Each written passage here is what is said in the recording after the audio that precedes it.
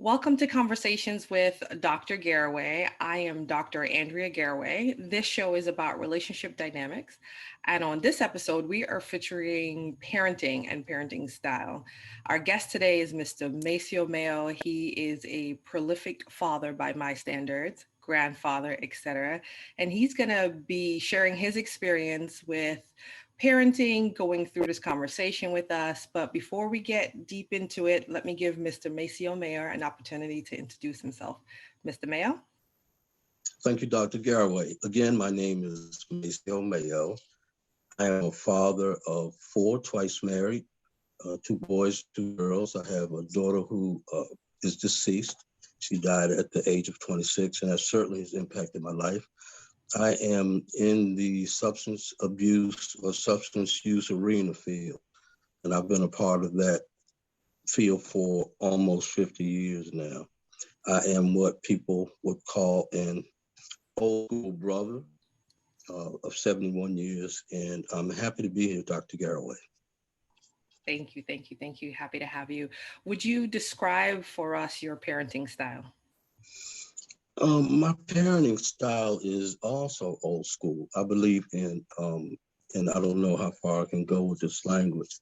I believe in tightening kids up physically, which means a physical discipline, along with a conversation or dialogue about what happened, what rules were violated, natural and logical consequences. So I am a traditional parent who implements some what they call effective parenting skills. And by effective, I mean having a conversation, having very clear standards and rules within a household. Wow. Okay. So structured would be a good definition. Yeah, you could say it's structured, but not rigid. And by structured, I mean if you can picture an amoeba does have some edges, but if you go too far on one edge, instead of running into a wall, it would give a little, but it won't break.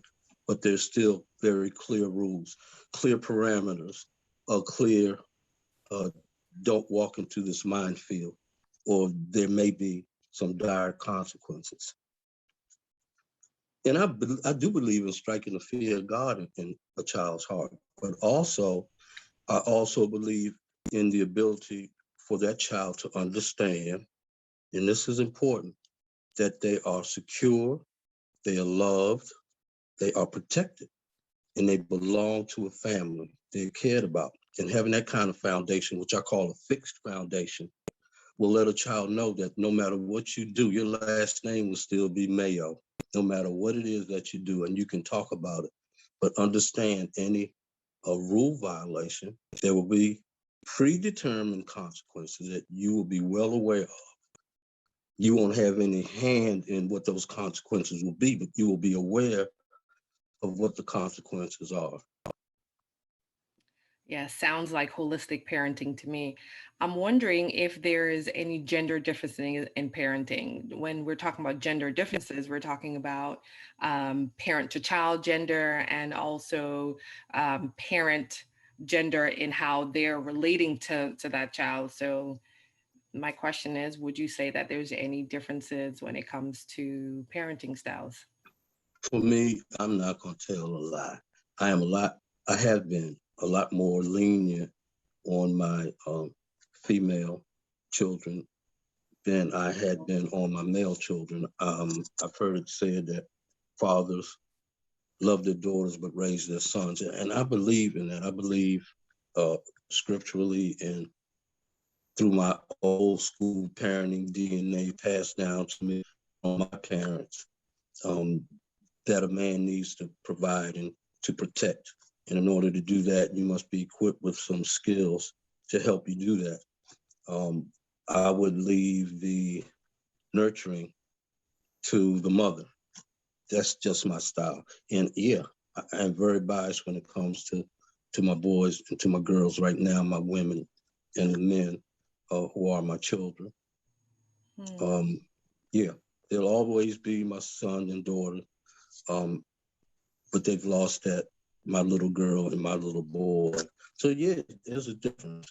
I do expect that both parents would predetermine their roles in raising children. It always comes out after something happens. Parents never get together beforehand. Hey, we want to have children. What's your parenting style? What's my parenting style? This is how my parents treated me. This is how your parents treated you. How are we going to deal with our children?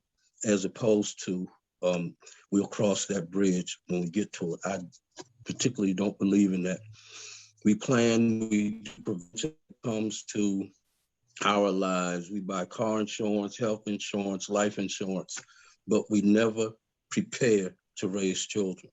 It always is as it comes. Mm-hmm. So you're almost mentioning some inherent troubles along the way. And I'm thinking that the difficulty or the challenges that you're mentioning would impact the union, the man and the wife, the woman and the man in the relationship. Are those relationship problems or challenges, is it preventable? Yeah, I think that, and this indirectly impacts parenting. I think that when partners meet one another, in this case, a man and a woman meet one another, I think it's very important to find out how they were raised, where they were raised. Their spiritual background is extremely important. Mhm. So those things will help build, like I mentioned earlier, a very fixed value system, the foundation from which everything else is built. So if there are red flags, like a parent, oh, you can, do what you want, you can come in when you want, or they do what they want and come in when they want, that's a red flag. But initially, red flags are really pushed down, because of the love, that glow in your eyes and glow in your heart. But they will manifest later on once the dust settles and the relationship is established. And I would just caution people to not be unequally yoked. And I mean, in terms of spirituality, how you were raised, because that will reflect on your parenting. When kids see there's a difference, the parents are not on the same page, they will exploit that. That will blow a wide hole in that to get what they want. And I think that can be detrimental to the kids later on, and then to your relationship once the kids leave the house. So it's important. For example, I used to tell my kids, at 18, I'm gonna buy you a set of luggage. And they used to laugh. Why? Because you got to move out. You got to go. You either have to get a job, go in the military, go to college, do whatever it is you're going to do, but you'll be prepared to leave with our support, our moral support, our prayers. But then on the other side of the coin, some kids were told, no, you don't have to. Why do they have to leave? Where they're going to go, what they're going to do. So when kids hear that, that's that ace in the hole. When they can't get from mom, they'll go to daddy and vice versa. And there are oftentimes arguments over that. Money is included in that. So all of these ingredients or variables, if you will, impact a person's parenting style. And we didn't talk about parenting skills. Because you have a parenting style doesn't mean that you're skilled to be a parent. I know African-American parents don't like people telling them how to raise their children. And part of that raising their children is being an effective communicator, being fair, being honest, having parameters, being able to listen to young people. And listening doesn't mean that you're a weak parent because you're listening to your kids. You don't give up your value system by lending an ear or listening to young people and what they have to say. It may not influence you, but you have to listen. They're valued. Remember that foundation of you're a valuable member of this family. Yeah. So I didn't mean to ramble. Didn't get an opportunity to touch on skills. You want to share a little bit about what's parenting skills and maybe differentiating that between parenting styles? Well, it's important. A traditional parent usually is a disciplinarian, authoritarian, which means that discipline and punishment are arbitrary. No, it's no discipline, it's punishment. It's arbitrary. Whenever I feel like it, I'll do it this time, I won't do it the next time. A permissive parent goes toward the opposite end of the spectrum. Whatever you do is fine, as long as you don't kill yourself, as long as you don't create any harm to you or anybody else, you're fine. I think an effective parent needs to have a little bit of both. You have to have communication skills. You have to be able to listen, to provide feedback, and allow the child to provide you with feedback in a respectful way. And that swings both ways. You have to have some conflict resolution skills. You have to have skills that will help a child determine short-term and long-term goals. This takes work.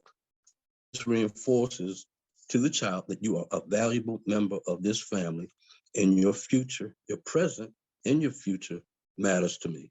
You have a voice in that. In the meantime, you have rules and regulations that you're going to have when you leave this house. There are natural consequences, which means if you touch a hot stove, you'll get burned. And there are logical consequences. The rules say if you run a red light and get caught, you'll lose points, your insurance will go up, and vice versa. So these are some of the skills and attitudes that people, I think, will need to have to be an effective parent. Does it work all the time? No. But at least you've made that deposit and investment in their lives so that when they become adults, that they will implement those skills that you are modeling. If that makes sense, Dr. Garraway. It makes absolute sense, and very informative for parents overall. But I'm wondering if you can dial in, maybe zoom into parenting from a father's perspective. What advice would you give a father maybe struggling to be present in their child's life, or is present but just navigating the way? You know, parenting do not come with a rule or a manual book. So speaking from a father's perspective, how would you encourage maybe other fathers? Yeah, for me, I think it's important to be present, visually present, and psychologically and emotionally present. And by physically present, I mean, be there, be seen, interact with your children. Be very serious with your children, but also never, ever lose that child in you to relate child to child. Emotionally present is important as well. Let them know that you're there for them, that you're willing to listen, or that you're just willing to sit in the room and feel that warmth and that caring. I think that fathers have been locked into a role of only being the provider, only being the disciplinarian. That's part of it. But also the other part of it, we're made up of spiritual, emotional, physical, we're visual folks. And so as a father, we have to implement all of the above in order to be effective. It ain't an easy job being a parent. It's not an easy job being a father. But in my opinion, when you decided you wanted to have a child, then you decided you wanted to be a father. That's what I call those logical consequences. Having a child means being a father, being present emotionally and physically. And being a father, it's tough. Being a father is tough. You talked about the dichotomy between how we treat our children of different genders. We talk about, as a Black father, going out and being beat up by society, and then coming home and possibly being beat up by family members. But it comes with the territory. I just don't, sometimes, I punk out and want to say, forget this, I ain't got to go through this, but this is what I chose. My kids didn't choose to be here. I chose for them to be here. So I have a responsibility for that. Fantastic. Just want to get a little bit of research here. It shows that there is a generational attachment or detachment when it comes to therapy. some people just don't believe in therapy in that generational aspect where, we handle our business ourselves, etc. Where are you with that? What's your opinion with that? As you know, I'm 71 years old. I'm an old school brother. Growing up, we had people in the community who were our therapists. We had our aunts, our grandmothers, our great-grandmothers, grandfathers, great-grandfathers, and the people in the community who, if they knew you, would provide you with advice, whether you asked for it or not. That was our therapy. And usually they were right on the money because we wanted to be listened to. Basically, that's what therapy is, being listened to and bouncing your thoughts off of somebody who's qualified enough to bounce them back to you in a way that will help you make the decision that you'll make. Back then, therapy was like taboo to Black folks. In my experience, you were weak. You're a punk. You gonna get therapy? You must be crazy. And when I say punk, it's no influence of gender. It just means that you were weak and you couldn't deal with being a man. Now, therapy is helpful. One reason it's helpful is because we got to have people like Dr. Garraway that look like us, who can offer those kinds of experiences and thoughts about what it is that we go through, as opposed to looking to the eyes of someone who has no clue about you and how you live. It does take a village to raise a child. But if the people in the village look like you, it's a lot easier. Agreed. I've always been told that parenting ain't no joke. It's one of the most difficult unpaid jobs that's out there. How do you balance for you maintaining parenting and your sense of self? I would say parenting is my sense of self. Parenting is a part of me. It's not a separate parenting and a sense of self. When I decided to be a parent, I decided that would become a part of me. My children would become a part of me. So I just have to blend that in with my sense of self. And it helps to motivate and boost my sense of self, my self-efficacy, if you will. And it just is a lot easier than separating the two. How can I still be me and raise these kids? How can I put them over here while maintaining an independence of not having kids? Parents usually are over here to say, I need my space. When I hear that, is I need my space to be the me that I was before I had you. That's the way I interpret it. And I say, it ain't gonna never be like that. You'll always have them.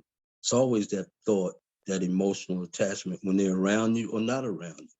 So I say incorporate your sense of self into being a parent. It's a package deal. It's not a la carte. It's a package deal. I agree. One of the reasons why I invited you to be on this show is because I believe you're an excellent father. You've showed such Thank you. great tenderness and love and just abundance of wisdom for your children. And just even being on this show, you are now influencing lots of generational children to come. So thank you for that. If people want to get in contact with you, people want to glean more of your thoughts, of your experiences, just your wisdom, how do people get in contact with you personally and professionally? Okay. Well, first of all, Dr. Garraway, thank you for having me and allowing me to share my experiences and thoughts on this show. I really appreciate that. I can be contacted email. You can contact me via email at Maceo, MAYOMACEO @yahoo.com. And I'll be more than happy to return your emails and we can dialogue from there. Would love to hear from you. Fantastic. I'm going to put his information along with mine in the description box.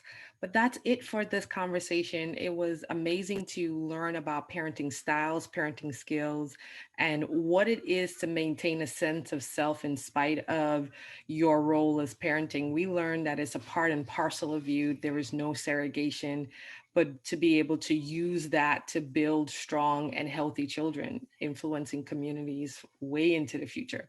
Thank you, Mr. Mayo. And that is it for today's show. I'll catch you guys next time. Bye bye.